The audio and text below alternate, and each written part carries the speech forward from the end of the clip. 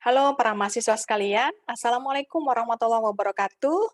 Saya Dian Mardisa Fitri, kita berjumpa lagi dalam perkuliahan Ergonomi dan Perancangan Sistem Kerja 2. Kali ini saya akan sampaikan mengenai biomekanika dan beberapa masalah muskuloskeletal.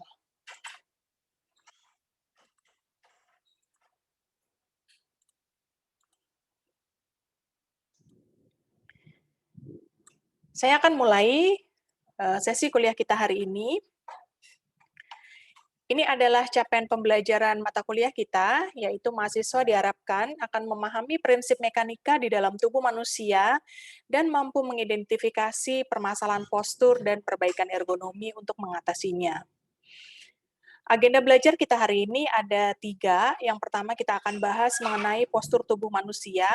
Kemudian yang kedua kita akan bahas mengenai masalah muskuloskeletal. Dan yang ketiga contoh-contoh intervensi ergonomi untuk menghindari permasalahan muskuloskeletal. Saya akan mulai dari definisi biomekanika.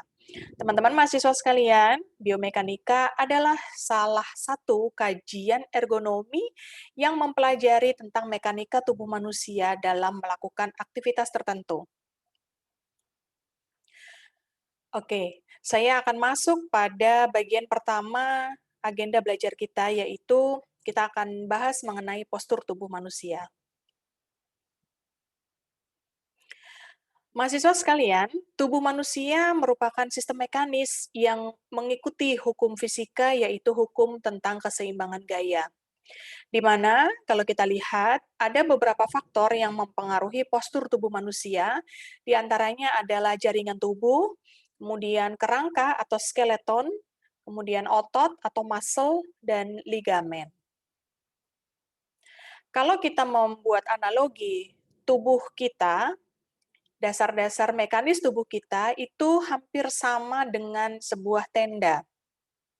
Jadi tenda itu untuk dapat berdiri dengan tegak, dia memerlukan eee, rangkanya gitu ya, biasanya besi, atau kayu gitu ya, kemudian, bagian terpalnya, lalu ada talinya. Nah, kalau kita analogikan dengan tubuh kita, rangka ini ya, besi-besinya itu dapat dianalogikan sebagai skeleton atau tulang, kemudian terpalnya itu adalah soft tissues ya, jadi jaringan-jaringan lunak dari tubuh kita, sementara talinya ini adalah otot. Baik, saya lanjutkan. Nah, berikut ini adalah struktur tulang belakang manusia, di mana tulang belakang ini, salah satu fungsi utamanya adalah untuk membentuk postur dan menegakkan tubuh kita. Nah, tulang belakang kita terdiri dari bagian cervical, itu untuk tulang leher, kemudian bagian toraks, lalu di bawahnya lagi adalah bagian lumbar, dan yang terakhir adalah pelviks atau sacrum.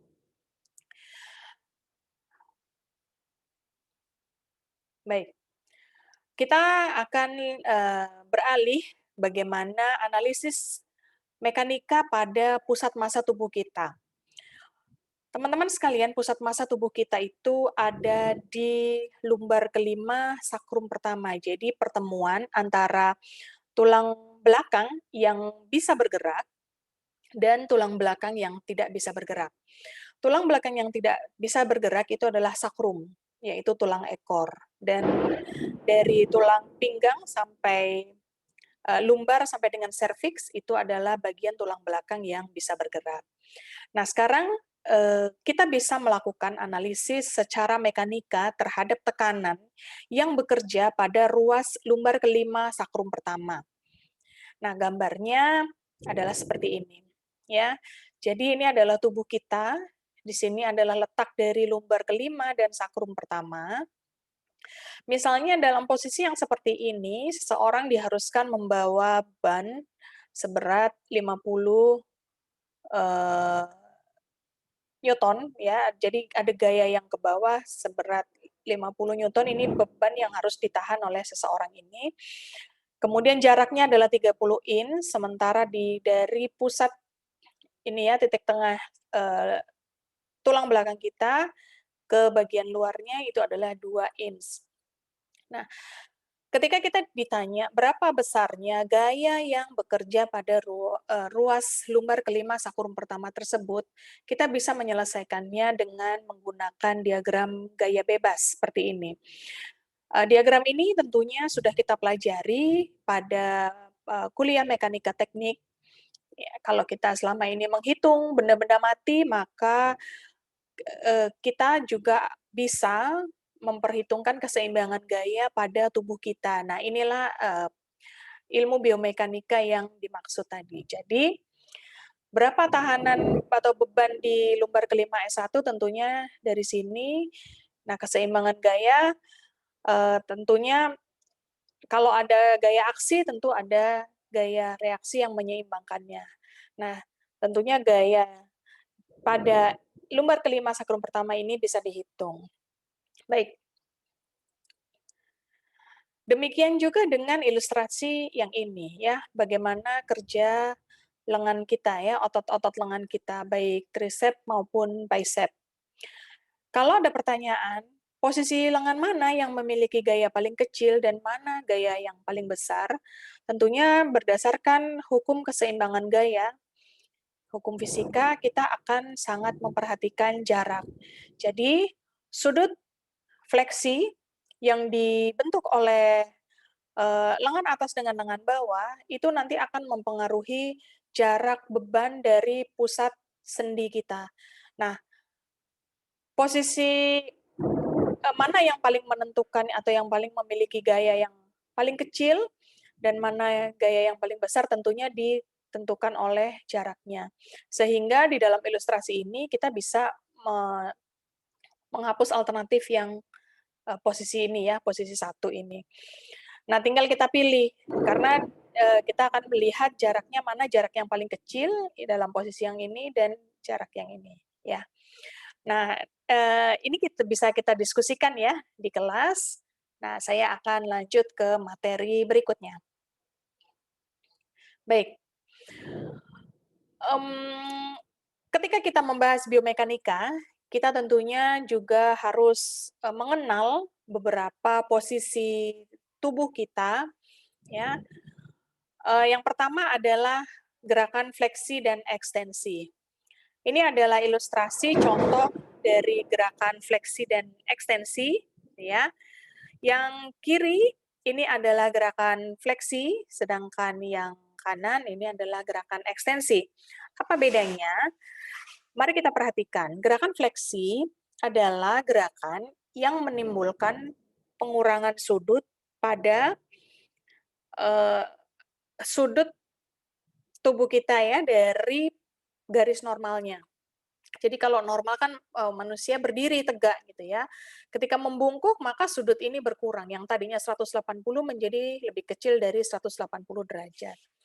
Kalau ekstensi sebaliknya, jadi gerakan ekstensi akan mengakibatkan pertambahan sudut gitu ya. Kalau ini sudutnya 180 derajat karena harus ekstensi ke belakang, maka sudutnya akan lebih dari 180 derajat. Itu contoh pada bagian tubuh ya, bagian punggung gitu. Nah, contoh lain adalah pada pergelangan tangan ya.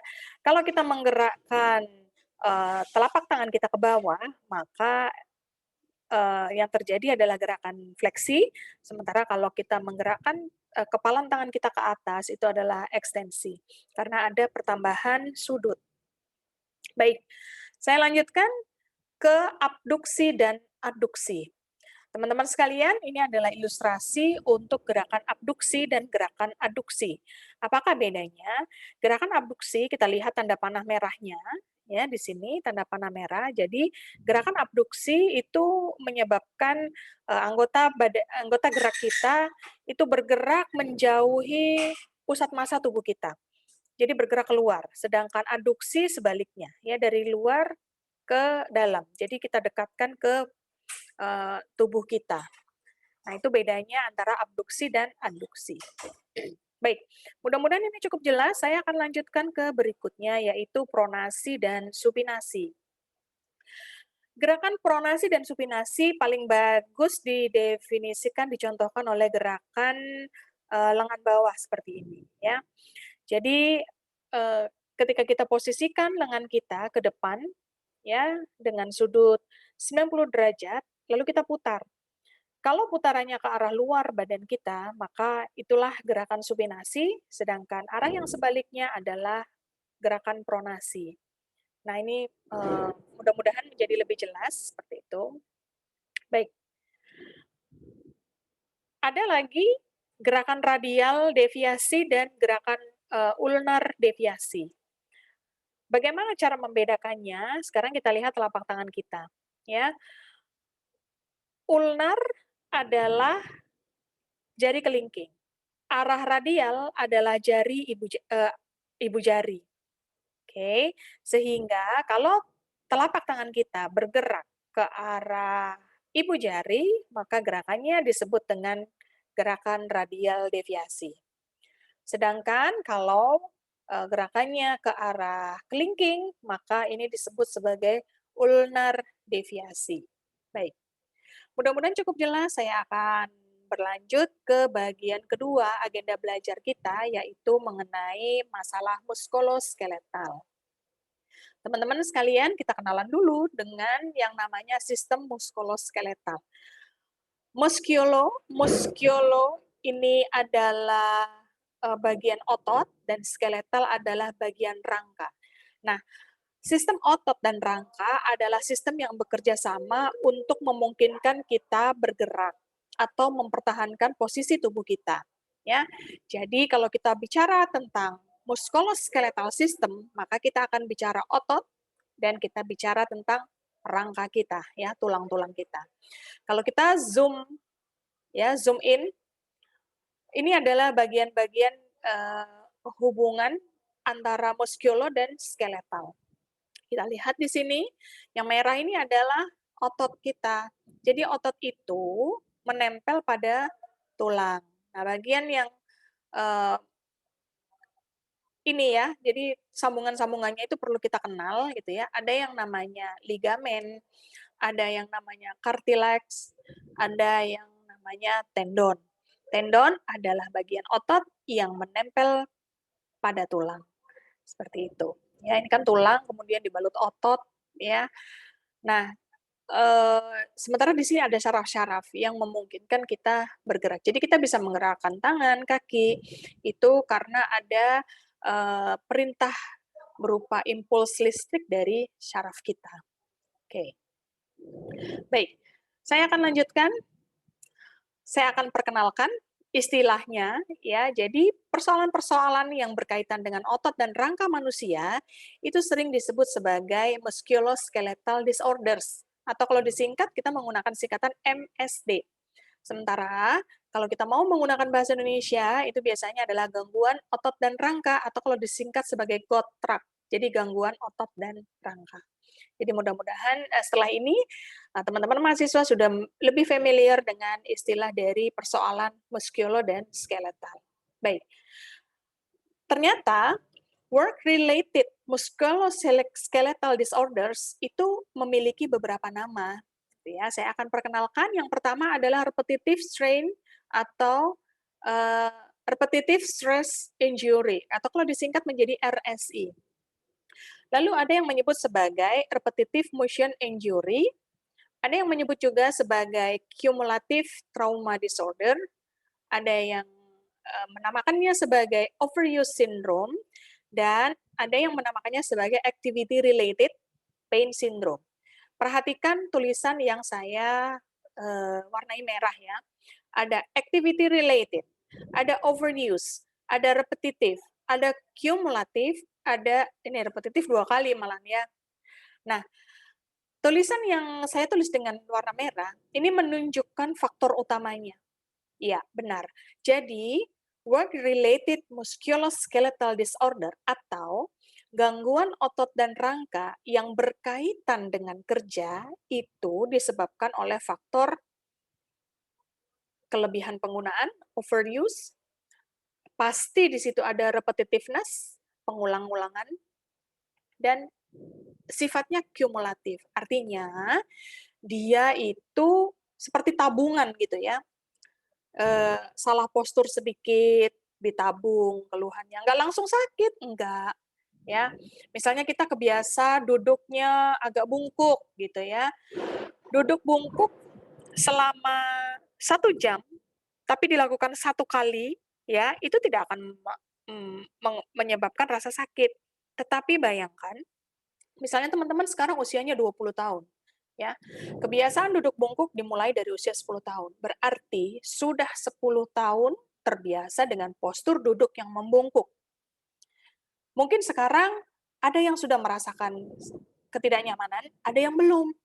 Lalu tidak ada perubahan kebiasaan postur tadi dilanjutkan. Nanti sampai umur 30 mulai lagi. Sampai umur 40 kalau tidak ada perbaikan, disitulah akan terasa akibatnya gitu ya, sakit-sakit, cedera, dan lain-lain. Jadi sifatnya selalu kumulatif, tidak pernah sekali kejadian kesalahan postur lalu sakit gitu, tidak. Jadi gangguannya itu bersifat kumulatif. Dan ada repetitiveness, diulang terus, diulang terus ya, sampai bertahun-tahun atau bahkan berpuluh-puluh tahun, seperti itu. Nah, baik, mudah-mudahan ini cukup jelas teman-teman. Nah, sekarang ergonomi ngapain perannya? Nah, di sini kita belajar eee, ilmu ergonomi ya, mulai dari biomekanika, antropometri, dan lain-lain, itu sebetulnya untuk membantu kita untuk mencegah yang namanya work related musculoskeletal disorders ini, gitu. Baik, karena saya sudah menyebutkan yang namanya work related musculoskeletal disorders, mari kita berkenalan dengan persoalan-persoalan otot dan rangka yang umum terjadi, ya, terutama pada pekerja di industri. Yang pertama namanya carpal tunnel syndrome, ya. Persoalan ini ada di telapak tangan. Jadi kita itu ya, di telapak tangan kita masing-masing itu ada median nerve di sini ya, saraf tengah gitu ya, yang dia itu dilindungi oleh carpal ligament di sini.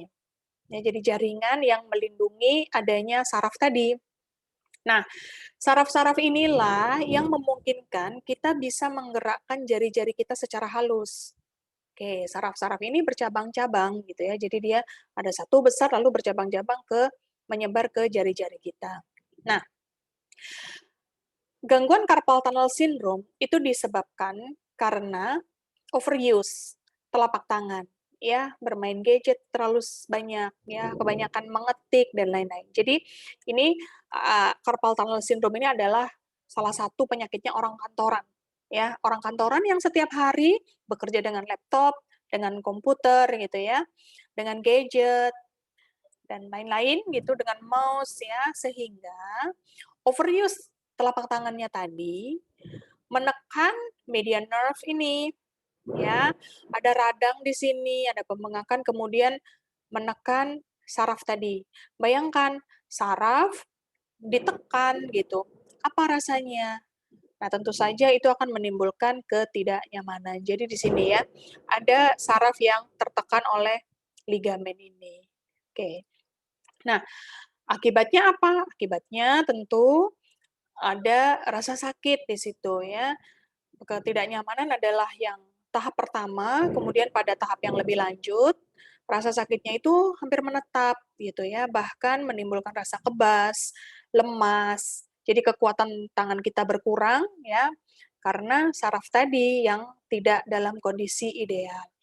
Lalu bagaimana intervensinya? Tentunya lebih baik mencegah. Jadi jangan sampai telapak tangan kita itu overuse gitu ya. Kemudian yang kedua adalah menghindari kegiatan yang repetitif. Jadi kita cepat sadar gitu ya bagaimana kita menjaga telapak tangan kita. Carpal tunnel syndrome itu kejadiannya banyak sekali gitu ya. Bahkan bisa dibilang ini adalah umum gitu ya. Tidak hanya pekerja kantoran walaupun memang yang banyak itu katanya adalah pekerja kantoran, tetapi tidak memungkinkan bahwa orang yang bukan termasuk pekerja kantoran itu bisa menderita carpal tunnel syndrome.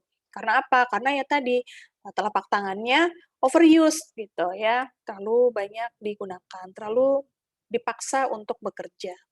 Baik. Yang kedua adalah low back pain, ya. Saya sering bertanya di kelas, ada nggak di kelas ini yang sudah mengalami yang namanya low back pain? Biasanya itu ada jawabannya. Ada ya, mahasiswa yang, mengalami low back pain ini. Masih muda, ya kan? Semuanya masih muda ya, 19 tahun, 20 tahun, gitu. Nah, kenapa low back pain? Nah, kita lihat ya, eee, low back pain ini disebabkan oleh kesalahan postur. Jadi kalau duduk, kebiasaannya adalah membungkuk misalnya, atau miring, jadi tidak dalam posisi yang terbaik gitu ya, yang tegak, atau, menurut literatur bisa jadi karena pembebanan. Jadi kebiasaan untuk membawa beban sehari-hari, gitu ya.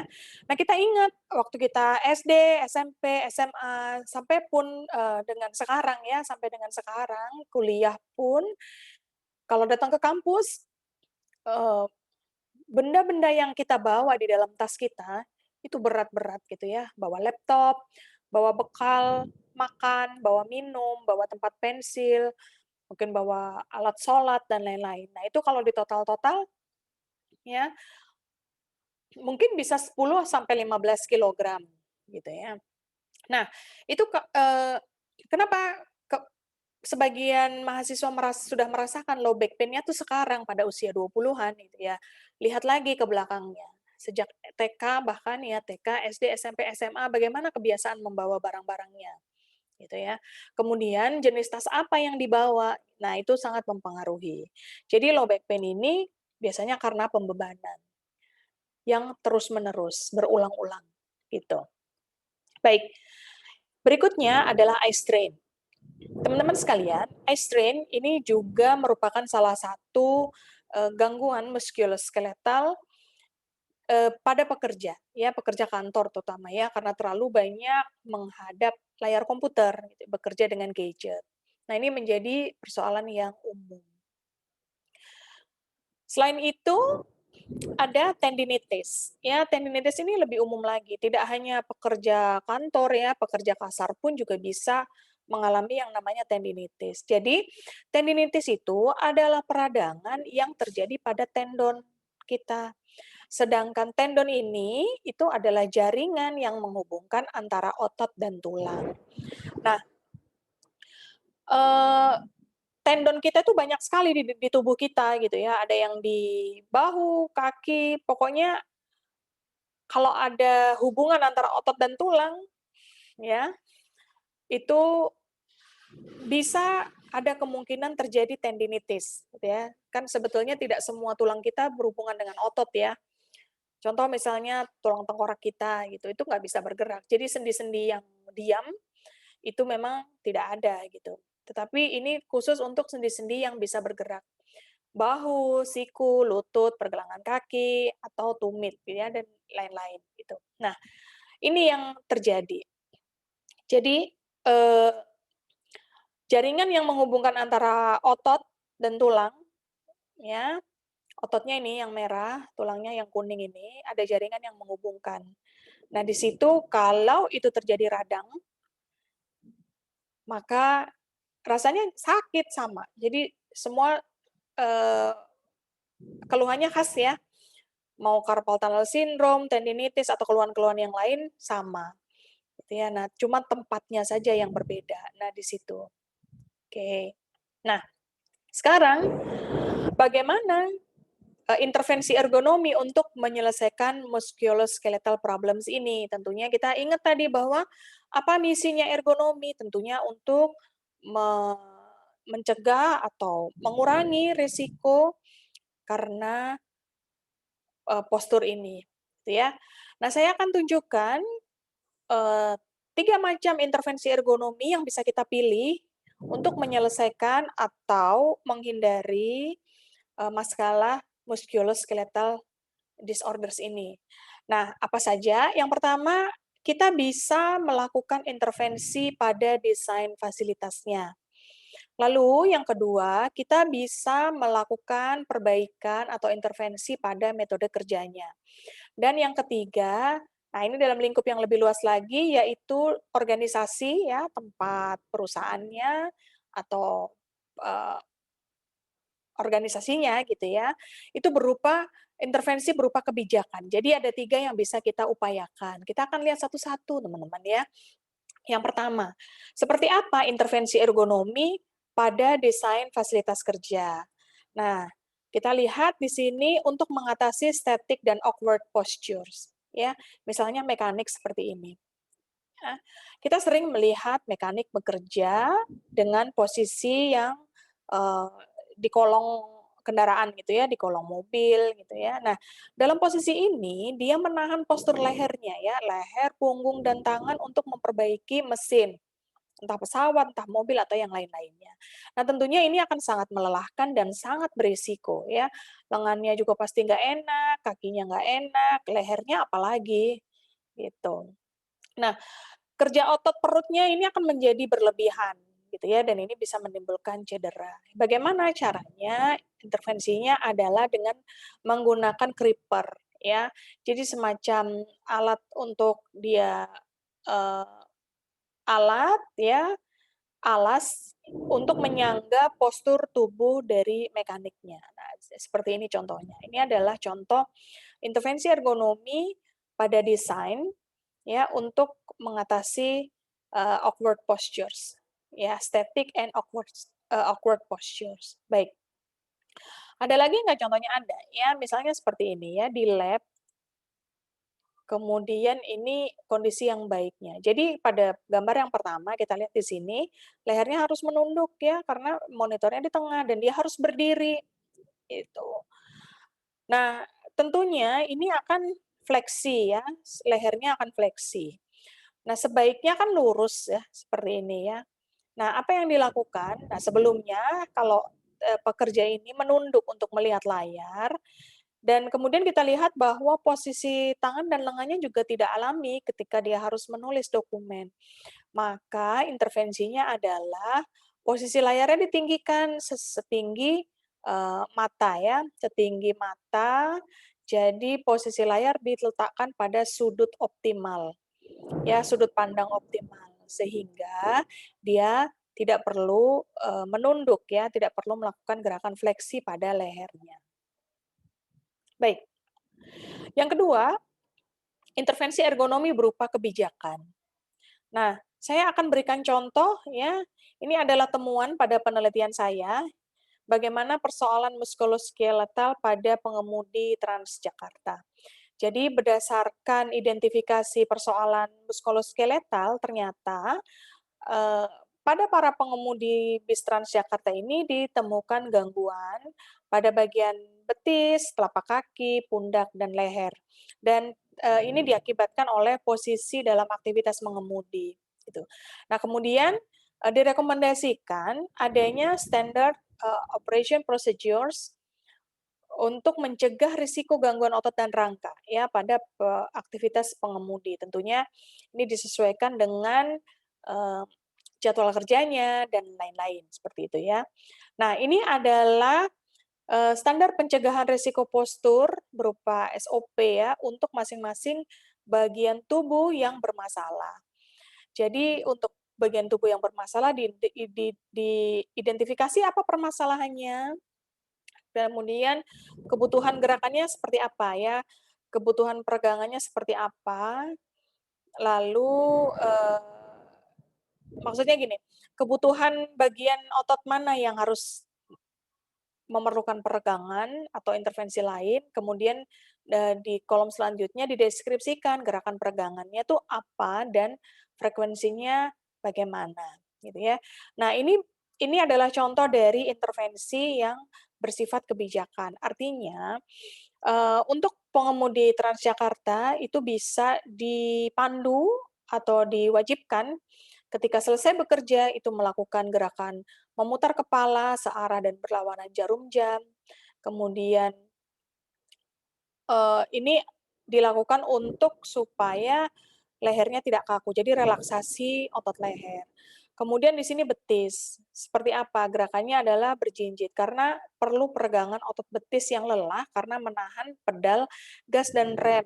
Ya, sementara betis kirinya pasif dalam waktu yang lama. Nah, kebetulan memang ini penelitiannya adalah pada pengemudi yang mengemudikan armada yang menggunakan sistem transmisi matic, gitu ya, dan seterusnya. Oke. Yang ketiga, ya ini adalah bagian terakhir ya, yaitu intervensi ergonomi pada metode kerja. Nah, seperti apa contohnya di sini ya, ini kita lihat dari tugas mahasiswa TI Trisakti ya, pada aktivitas mencuci piring. Nah, kita lihat aktivitas mencuci piring itu kan berdiri ya, seperti ini berdiri. Kemudian akan dianalisis, dilakukan pengukuran waktu. Nah, kita lihat pada eh, ketika digambarkan dengan menggunakan peta aliran proses ya, kondisi awalnya itu kita menemukan ada proses operasinya 6 operasi, 2 inspeksi, 2 transportasi, 1 menunggu, dan 2 kali penyimpanan. Nah, ini dilakukan dengan output mencuci 1 buah piring. Artinya, ya, waktu yang digunakan itu ini ya, 54 apa ini, detik ya. Kalau dijumlahkan 54 detik gitu.